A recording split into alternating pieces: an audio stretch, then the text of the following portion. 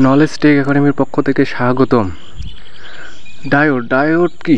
Diode হলো এমন এক প্রকার সেমিকন্ডাক্টর ডিভাইস যা পিএন জাংশন নামে পরিচিত।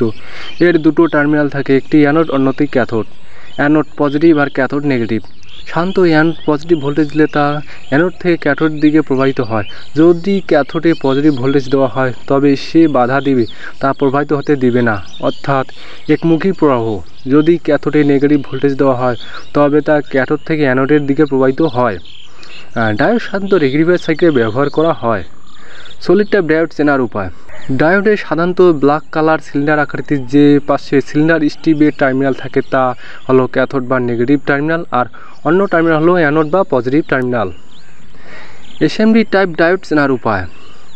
এই প্রকার ডায়োড ছোট আকৃতির হয়, প্রায় এক কালার হয়, কিন্তু এক পাশে ডার্ক ব্ল্যাক যে চিহ্ন থাকে সেই টার্মিনাল হলো ক্যাথোড বা নেগেটিভ, আর অন্য প্রান্ত হলো অ্যানোড বা পজিটিভ।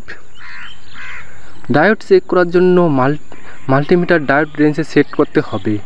ডায়োড রেঞ্জ সেট করার সুবিধা হলো যে এতে ডায়োড রেঞ্জে কিছু ভোল্টেজ বের হয়। মাল্টিমিটার পজিটিভ ও নেগেটিভ নব সাধারণত ডায়োডের অ্যানোডের সাথে পজিটিভ নব এবং ক্যাথোডের সাথে নেগেটিভ নব সেট করতে হবে। যদি ঠিক থাকে তবে মান দেখাবে, আর যদি বিপরীত পাশে চেক করা হয় তাহলে কোনো মান দেখাবে না।